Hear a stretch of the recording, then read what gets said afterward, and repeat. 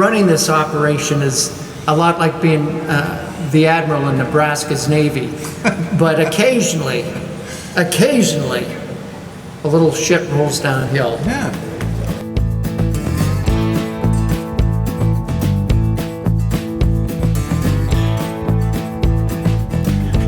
Coming to you pseudo live from the below ground Belgian beer bunker that is Trapdoor in the glorious downtown Greenville, South Carolina. I'm Russ Heaps and welcome to this episode of Big John in 5. It's where I get my good buddy here, Big John Richards, to pick a beer, we sniff it, we sip it, we kibitz about it. John tells us a little bit about the brewery, and sometimes we've learned a little bit about brewing. And even though we are at Trapdoor today, which does pretty much nothing but Belgian beers, we're doing a beer that I actually brought with me today from Southern Grist. Southern Grist in Nashville, Tennessee, and we'll talk a little bit more about that as we get into that. But John, what's the beer? Well, from what I can tell, this is a new one for me. It's a Fest beer, and I'm guessing that means it's going to be a little lighter than a traditional Marzen or Märzen. And it's a part of a series that they do called Crispy Boys. And so they've got a regular kind of American lager in there. They've got, I think, a Japanese lager. They've got this guy that I was able to see. And so it's 5.4. It's going to be, or I presume it's going to be just a nice, clean, German-style Festbier. Nice and easy, little toffee sweet, little bready. They're fun beers, and I'm excited to see what these guys can do with one. Because I've been pretty pleased with their beers that I've been able to get my hands on so far. Yeah, I happened to be in Nashville twice in the last, 6 or 7 weeks maybe. On that first of those two trips, we were staying in a Airbnb that was fairly close to these guys, so I was waiting on everybody else. I drove over and I was waiting for everybody else to fly in, and I dropped in there and had a couple of beers and just knocked me out. And we went back. I took everybody back there, and they were like, "Oh my God, this is great!" So when I went back the second time. We went back in there a couple of times then, and I really like the beer. I like the atmosphere in their tap room. It's a nicely run place. They do have food there. It's actually a brew pub. So anyway, so I guess there's two tap rooms in Nashville. One's in downtown and one's in the something starts with an A. Artillery. Armitage, I don't know. That's all do words that don't make any sense to me. Someplace, but they talked about their original tap room, which was a little like 2,000 square foot space, a little tiny little spot, and then this new place that they opened up a couple of years later that's 10,000 square feet. Yeah, I think we were on the east side. We were on the east side of the river, and so I'm guessing that was probably the smaller one, and the bigger one is maybe downtown. But don't take my word for it. If you go to Nashville, just go to the one that's closest to you. Yeah. That's my man. So apparently all the same beer, all brewed on the same 15-barrel brew house, which is a tiny little brew house. Their website talked about it. It's 7 years old, and they've got over 1,000 unique beers brewed in that brew house. Well, they've got about 25 or 30 on tap of their own beers. And when I was in there, who does that? Yeah. Who does that with that small capacity? I don't know, but they do that. And they seem to have the touch because people really like their beer. I'm one of them. And to be able to put out 1,000 beers in 7 years and have them be, at least by and large, good beers, pretty fab. The reason why I have these two beers is because I bought a couple of cases the second time I was there and took it back. It was a fraternity brother thing, and took it back and we had some beers left over, and most of them were flying, and I was driving, so I wound up with the surplus. We may top off this thing entirely. This is not the first time you've poured a beer, is it? It's the second, the third today, I think. I think. I'm pleased to see that it is a lot like what I thought it was going to be.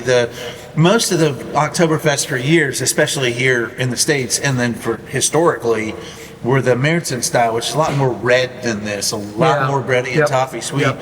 And the Munich Oktoberfest now is all this Festbier style that's much lighter, more golden colored, much drier, and even more of a almost hoppy bitter beer, but still very light for sunny weather sort of a beer. So that looks like what these guys have put together here. Well, let's give it a try. I think we should.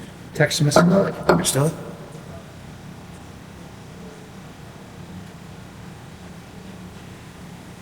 It's a light. It's pretty quiet on the nose there.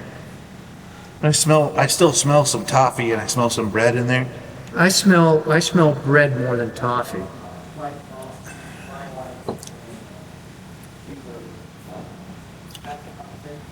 That's good.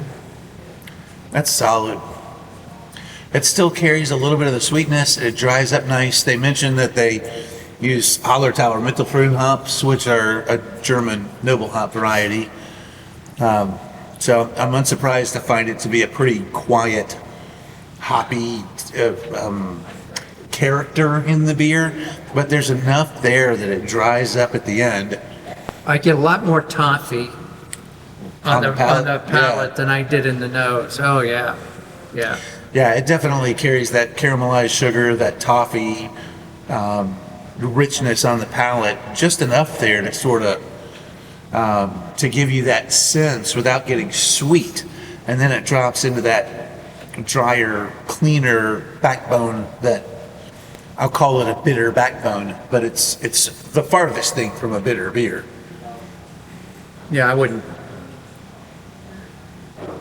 characterize it that way, but Yeah, I mean, I'm not an expert. I'm not an expert. I'm a layman. Right. I'm just.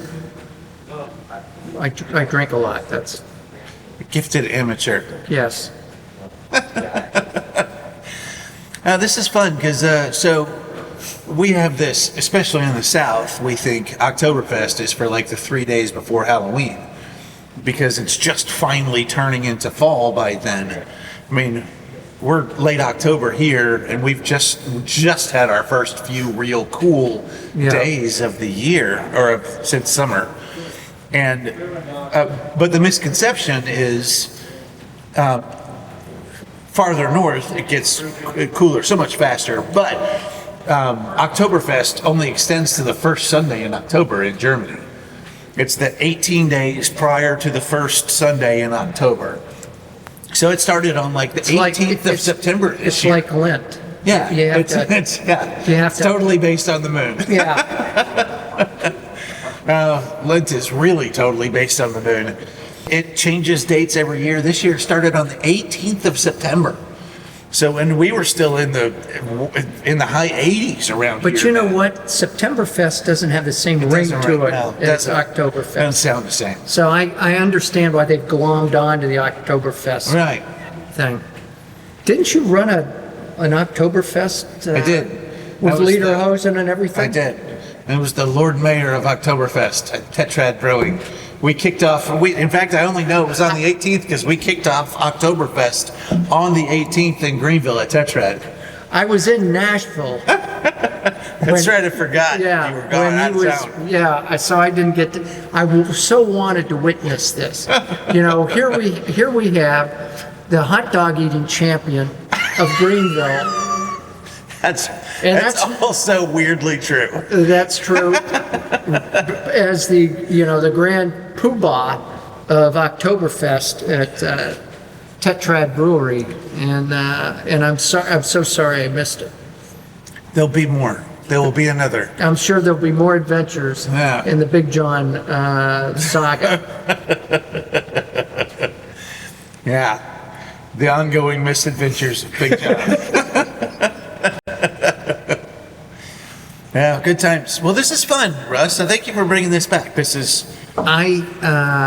tasty. I salute myself, but I like this. I don't know that I like it as much as a traditional Oktoberfest. I kind of like that darker. I have mixed emotions. I think I tend toward that darker Märzen style more than this one.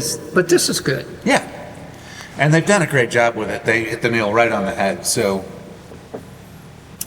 we got that much going for us. Anything else? Even though I brought these beers here, I made John look it all up so he could talk about it. It makes sense. These are the shenanigans. I don't, running this operation is a lot like being the admiral in Nebraska's Navy. But occasionally, a little shit rolls downhill. Yeah. And so that's what happened here. Anywho, Come on. so damn lucky. See you next time.